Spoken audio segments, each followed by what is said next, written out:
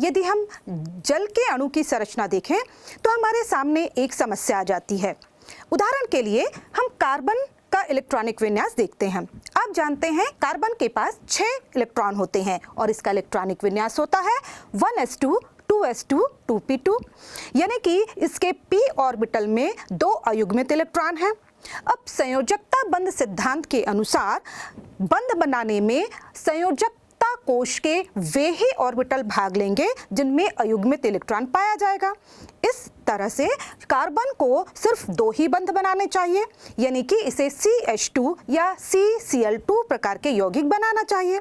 लेकिन आप शुरू से जानते हैं कि कार्बन 4 बंध बनाता है और 4 बंध के द्वारा मीथेन जैसे यौगिक बनाता है।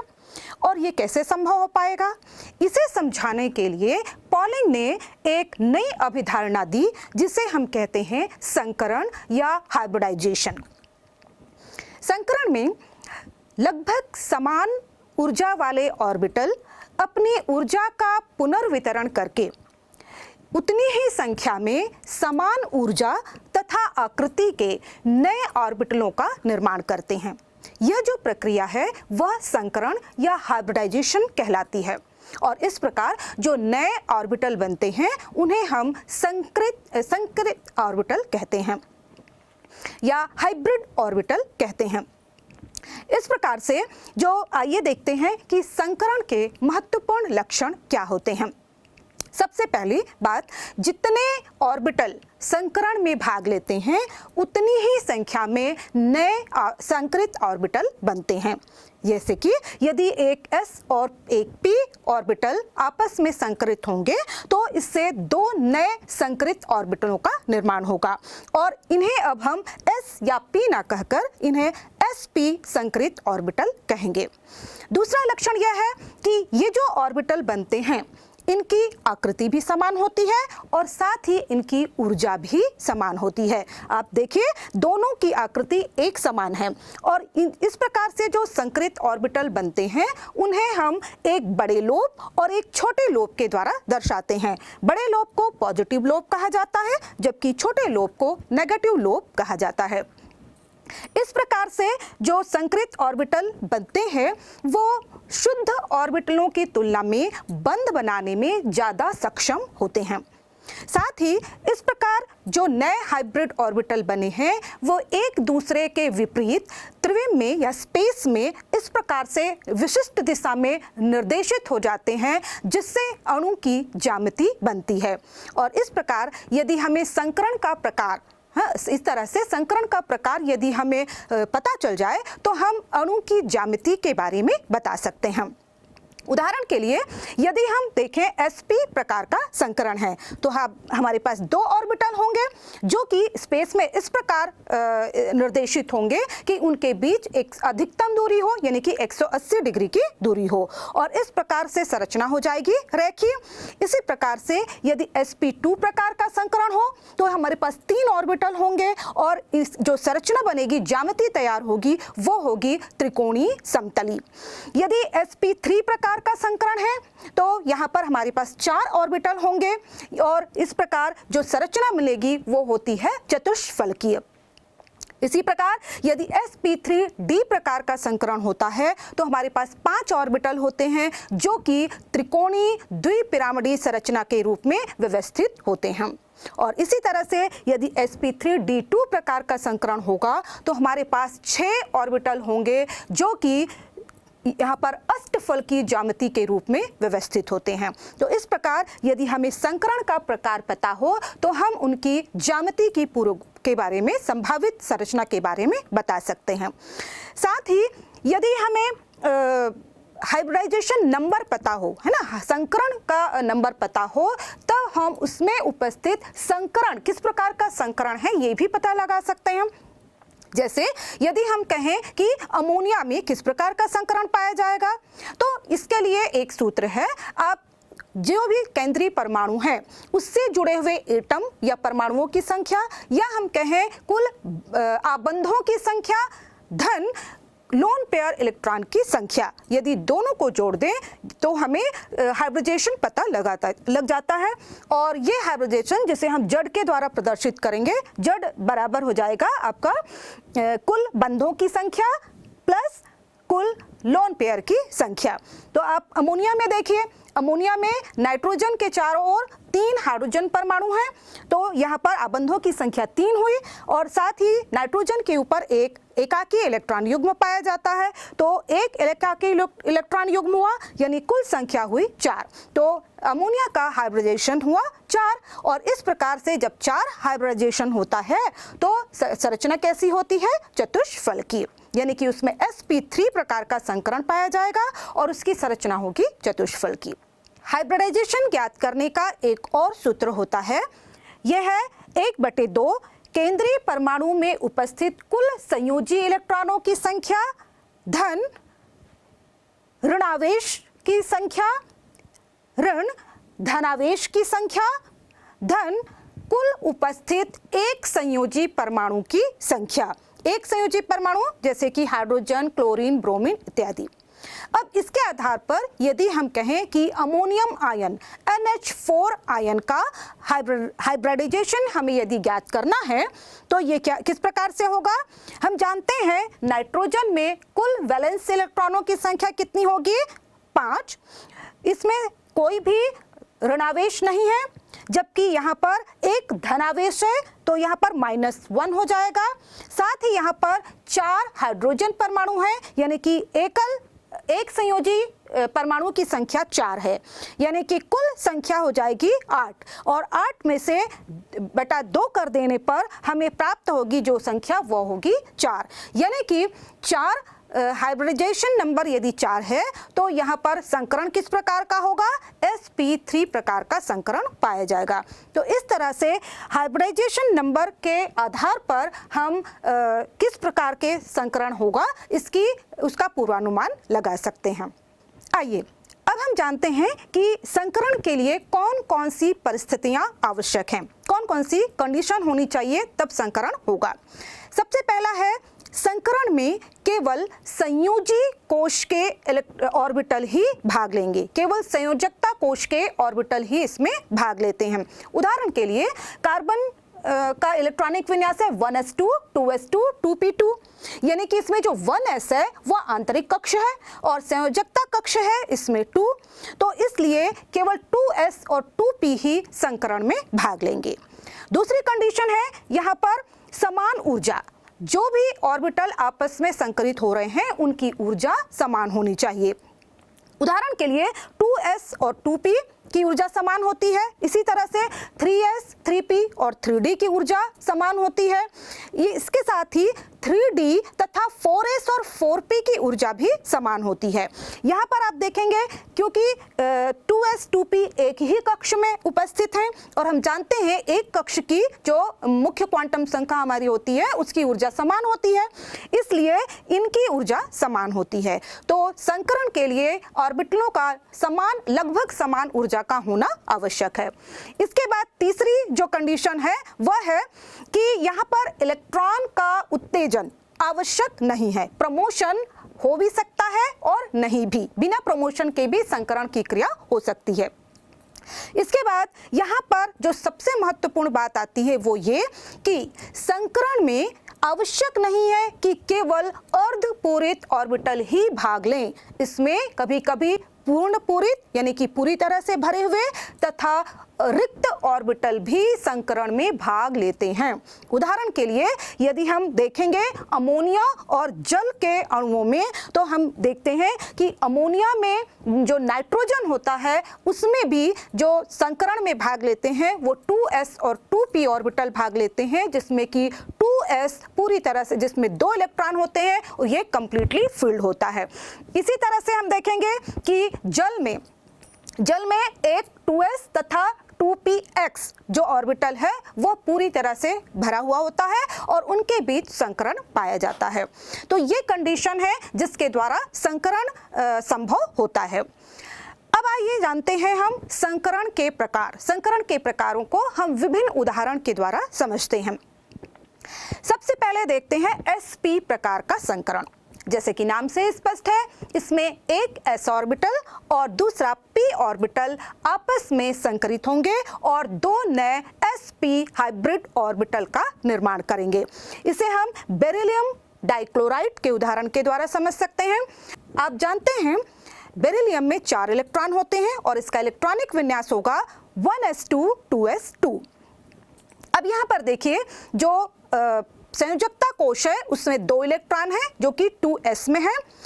जब उत्तेजित अवस्था होगी तो 2s का एक इलेक्ट्रॉन 2p में शिफ्ट हो जाएगा और इस तरह से यहाँ पर 2 अयुग्मित या हाफ फिल्ड ऑर्बिटल होंगे। अब ये 2 हाफ फिल्ड ऑर्बिटल आपस में संकरित होकर 2 नए डीजेनरेट है ना समान ऊर्जा के 2 नए sp हाइब्रिड ऑर्बिटलों का निर्माण करेंगे और ये sp हाइब्रिड ऑर्बिटल एक दूसरे के साथ 180 डिग्री की दूरी पर व्यवस्थित होंगे और इस तरह से ये जो संरचना होगी यह रेखीय संरचना होगी।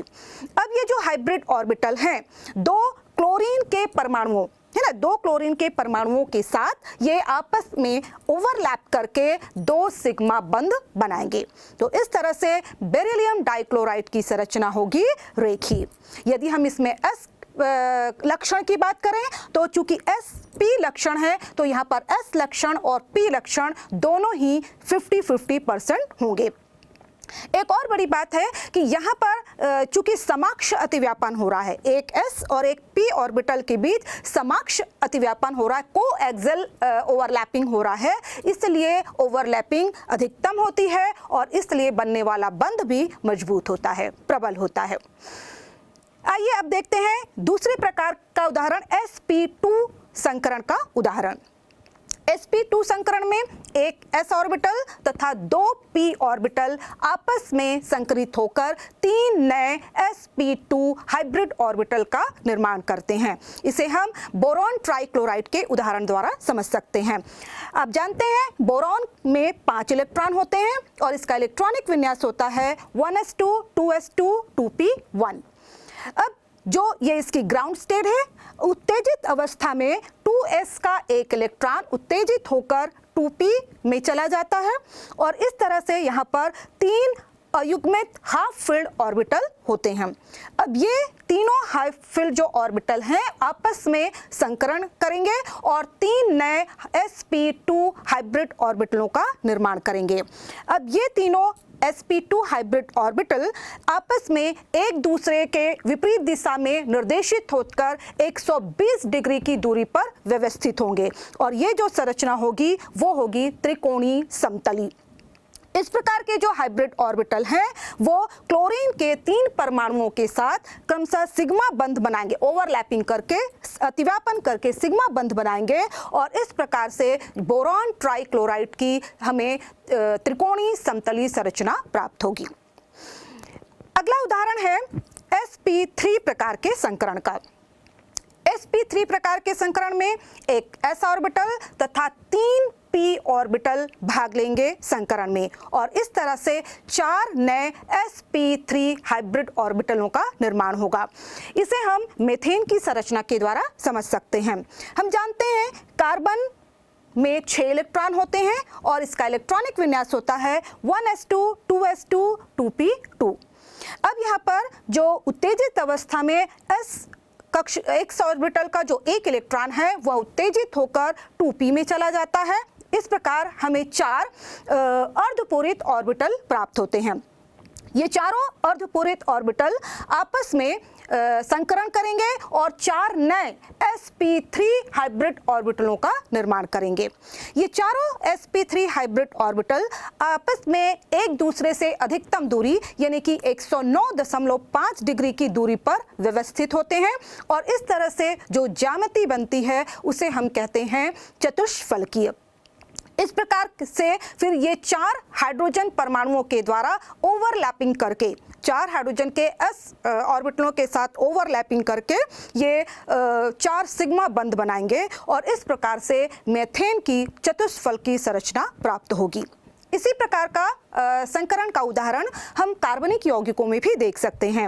उदाहरण के लिए ethene CH2 double bond CH2, इसमें sp2 प्रकार का संकरण पाया जाता है और इसी तरह से जो ethyne CH triple bond CH, इसमें sp प्रकार का संकरण पाया जाता है। आइए अब जानते हैं D कक्षक वाले तत्वों में संकरण। जब हम तृतीय आवर्त में जाते हैं, आवर्त सारणी में, तो वहाँ पर D कक्षक भी मौजूद होते हैं, उपस्थित होता है परमाणुओं में, और इस तरह से यहाँ पर 3p 3s3p के साथ 3d भी संकरण में शामिल होते हैं। इसी प्रकार 3d की ऊर्जा 4s और 4p से भी के लगभग बराबर होती है, और इस तरह से यहाँ पर हमें sp3d sp3d2 प्रकार के संकरण देखने को मिलते हैं। तो सबसे पहले देखते हैं sp3d प्रकार का संकरण, और इसे हम फास्फोरस पेंटाक्लोराइड के उदाहरण द्वारा समझेंगे।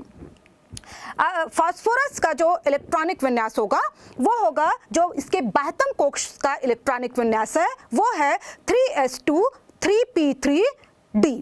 यहाँ पर बाहरी कोश में 5 इलेक्ट्रॉन आपको दिख रहे हैं। अब इसमें से जो उत्तेजित अवस्था में 3s का एक इलेक्ट्रॉन उत्तेजित होकर ये 3d में चला जाएगा, और इस प्रकार से हमारे पास 5 जो अर्धपूरित ऑर्बिटल होंगे। ये पांचों अर्धपूरित ऑर्बिटल आपस में संकरण करेंगे और 5 नए संकरित ऑर्बिटल बनाएंगे, जिनका नाम होगा sp3d संकरित ऑर्बिटल। इस प्रकार से जो बने पांचों संकरित ऑर्बिटल हैं वो उसमें से 3 जो ऑर्बिटल हैं वो आपस में एक त्रिकोणीय संरचना, त्रिकोणीय समतलीय संरचना के रूप में व्यवस्थित होंगे, जबकि 2 ऑर्बिटल इस समतल के एक ऊपर और एक नीचे व्यवस्थित होगा, और इस प्रकार से जो ज्यामिति हमें मिलेगी वो होगी त्रिकोणीय द्विपिरामिडी। यहाँ पर जो त्रिकोणीय समतली व्यवस्था में जो आबंध बनेंगे उनके बीच कोण होगा वह 120 डिग्री का होगा। साथ ही जो ऊपर और नीचे वाले जो आबंध हैं, जिन्हें हम अक्षीय आबंध कहते हैं, वो समतल के साथ 90 डिग्री का कोण बनाएंगे।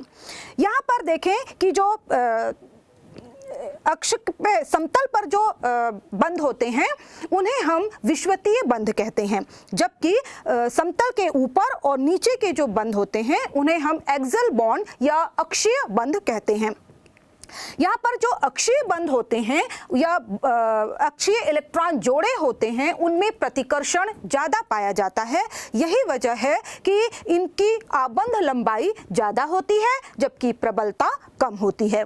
तो इस तरह से यहाँ पर sp3 संकरण के द्वारा हमें फास्फोरस पेंटाक्लोराइड की त्रिकोणीय द्विपिरामिडीय संरचना प्राप्त होती है। अब एक और उदाहरण हम देखते हैं sp3d2 प्रकार के संकरण का, और इसे हम समझेंगे सल्फर हेक्साफ्लोराइड के उदाहरण के द्वारा। सल्फर का जो बाह्यतम कोश का इलेक्ट्रॉनिक विन्यास होता है उसमें 3s2 3p4d कक्षक पाए जाते हैं। इसमें से उत्तेजित अवस्था में सल्फर का जो s ऑर्बिटल का एक इलेक्ट्रॉन तथा p का एक इलेक्ट्रॉन दोनों d कक्षकों में चले जाते हैं, और इस तरह से हमें 6 अर्धपूरित ऑर्बिटल प्राप्त होते हैं। अब ये 6 अर्धपूरित ऑर्बिटल आपस में संकरित होंगे और 6 नए हाइब्रिड ऑर्बिटलों का निर्माण करते हैं। इस प्रकार बने जो 6 हाइब्रिड ऑर्बिटल हैं वो अष्टफलकीय रूप से व्यवस्थित होते हैं, जिसमें 4 जो ऑर्बिटल होंगे वो एक सम चतुष्फलक वर्ग समतलीय संरचना के रूप में व्यवस्थित होंगे, जबकि 2 ऑर्बिटल इनके एक ऊपर तथा एक तल के नीचे व्यवस्थित होगा, और इस प्रकार से सल्फर हेक्साफ्लोराइड की अष्टफलकीय संरचना हमें प्राप्त होगी। इस प्रकार से जो बंध बन रहे हैं उनका सभी बॉन्ड एंगल जो होता है वो सभी 90 डिग्री के होते हैं। तो इस तरह से हमने विभिन्न प्रकार के संकरण तथा उनसे संबंधित उदाहरणों को भली भांति समझ लिया।